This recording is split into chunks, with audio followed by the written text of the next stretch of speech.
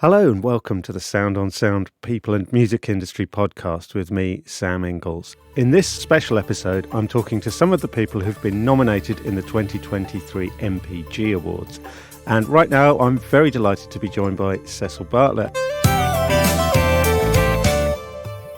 Hey Cecil, how you doing? I'm good, how are you? Yeah, really well, thank you. Congratulations on the nomination, that's amazing. Thank you very much. That must have made you very happy. Yeah, very surprised. I didn't nominate myself, and I didn't know who nominated me at all, so it came as a real surprise to see that.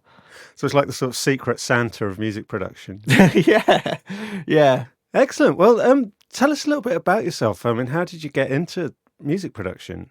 I guess probably sort of a similar way to a lot of people. I was always in bands growing up, and then we went into the studio and recorded like a bit of an EP and stuff, and I was kind of, that set something going in me of like, this is quite cool, and I was always the kid who set up the PA and stuff, and I kind of, as I got a bit older, I kind of was more and more interested in how the music was made rather than the actual playing of it, and found I was better at the technical side of things rather than the actual playing. So it kind of shifted my focus, and then I applied to do work experience in London over and over again, and eventually came down, and I was really fortunate that the second week that I came down to London on work experience, I met Flood, and we got on like a house on fire, and I didn't leave, sort of thing. Excellent. So you were working at Flood's studio in Willesden? Yeah, that's where I started at his studio, yeah. And that led up through being an assistant and an engineer? Yeah. So that was like a decade ago. And with Flood, I kind of dived straight into basically being an assistant straight away off the bat, as well as doing teas and everything. And then went on to engineering records, and I've co-produced records with him. And then I've ended up performing on records for him as well, kind of like as a... I'm not a traditional musician in any sense or anything like that, but like kind of creating some sounds to make a record a bit more interesting, sort of thing. Because I guess traditionally there would have been two routes into being a record producer. You'd either do what you've done and come up through engineering, or perhaps you'd have come in for being a musician or an arranger and leave the engineering to be handled by the technical staff at a studio.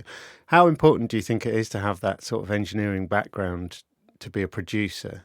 It's a good question, because if you'd asked me that question 10 years ago, I said it's absolute paramount. And I still think there's a huge amount of value in coming up in the old school way, kind of like how I did the old school way of, T-boy, assistant, engineer, really learning the craft of engineering, and then before making the step up. But I still think there's a lot of value in coming at it more from like a musician songwriting sort of point of view. It's a hard one to say. I'd say because of, I guess I hold it dear because it's how I've come through it, and it's a bit kind of view it as maybe it's a little bit of a dying art coming through the old school system. I think there is a massive value in it, and it kind of gets overlooked a little bit sometimes. But there's many ways to skin the cat, as I say. Well, I guess you've had both perspectives really, because you've trained under Flood, who did come up through that old school music industry, and then you're of a newer generation yourself. So tell us a little bit about the projects for which you've been nominated. I guess the main one that I've been nominated for is the Big Moon's third album, Here Is Everything, which is their last record that came out. And I've worked with the Big Moon for a long time. I engineered their first record, and we remained friends, and I've kind of done bits and pieces of tracks for them here and there in the meantime between the first record and this one. I didn't work on the second one. And then they sent me the third record where they'd got up to, and kind of at the crossroads of where they were like, well, we've kind of got to the point where we're sort of happy with it. We're just not, we might need a little bit of work on it. We're not quite sure. They kind of wanted to do a bit more, but they weren't quite sure what they were going to do with it. And they kind of asked me to help them out with a bit of engineering to facilitate their ideas. And then at the same time, Juliet, she wrote 4 more songs, and they kind of they wanted to add them to the record, so they asked me to just get on board to help them with those 4 songs. So I kind of did 4 songs from scratch with them, but I did little bits and pieces on the existing material that they'd already done before as well. So was it difficult to get those 4 new songs to sort of gel with the material they'd already recorded themselves? I guess to a degree.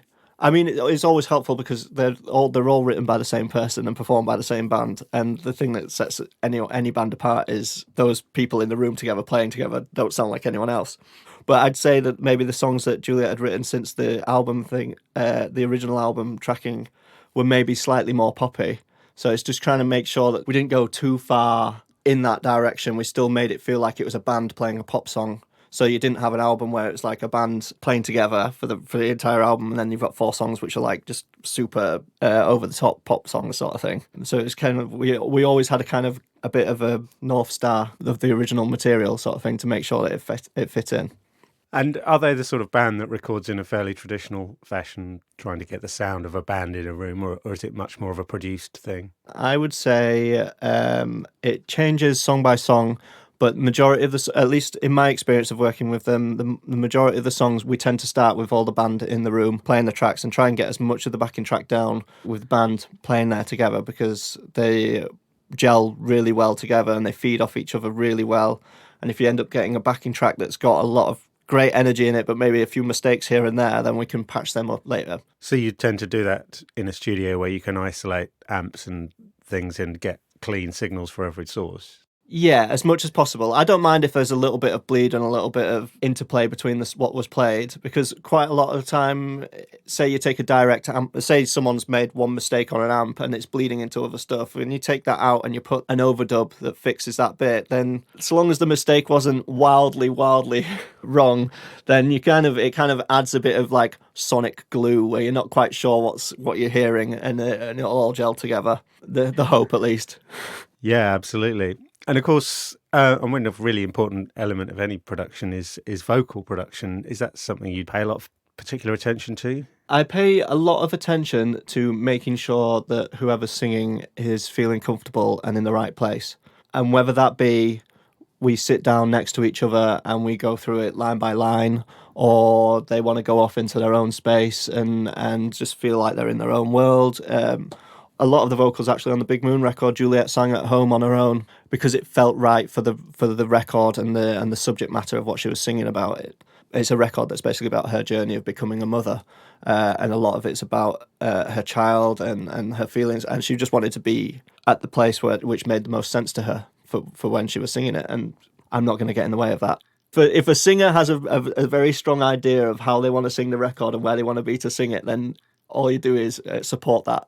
So if there's a theme, I suppose, that's emerging from all these interviews that I've done with the people who are nominated for this year's awards, it's probably one around mentorship, because everyone seems to have come through under really strong mentors, and you're no exception because you've done all this work with Flood. What are the really important things that you learned from that relationship? I've been asked this before, like what you pick up from Flood, if you've picked up some tricks and tips and stuff like that. And the biggest thing that I could ever say that I learned from being in the room with him a lot is how to talk to people and how to make people feel at ease and how to listen to everyone's ideas and give everyone their own space where they're allowed to explore and go wrong and get and try stuff out and feel free to do that, and how to encourage that environment, because that's the most important thing. That's probably more important than anything to do with any sound you can ever record, like the most perfect drum sound you ever got. But if you've got someone who's feeling a bit shy or unsure or uncertain about trying stuff, then it's kind of a little bit wasted. It's all about making sure that people are at ease in the studio. It's so important, isn't it? What they call soft skills. Yeah, just learning to deal with people. Yeah, it's the number one thing, and I kind of noticed that quite early on with Flood, and that's basically the main thing that I ever paid attention to, was just like how he was navigating these situations in the studio. And sometimes you've got members of the band who've got differing opinions, and it's how you navigate that and make sure that everyone is heard and has tried what they need to try, so that you're moving towards the common goal. Amazing. Well, it seems to be working pretty well so far. So congratulations on the nomination and best of luck on the night. Is there anything else that you've got coming out soon that we should be listening out for that you're allowed to talk about? Oh, if I can't quite talk about it yet, but there's something very exciting coming up. It's just unfortunate of when we're talking. I'm trying to think what else I've been doing. I've been lending a hand with some stuff with an artist called Chili Jessen. I've been doing some drums for some tracks that he's got coming up. That's engineering stuff. But the most exciting project that I've got at the moment, I still can't talk about at the moment. So, mum's the word. It's been amazing to talk to you, Cecil. Thanks very much for coming on the show. And best of luck on the night. Thank you very much. Thanks for having me. Thank you for listening. And be sure to check out the show notes page for this episode, where you'll find further information along with web links and details of all the other episodes. Oh, and just before you go, let me point you to the soundonsound.com/podcasts website page, where you can explore what's playing on our other channels.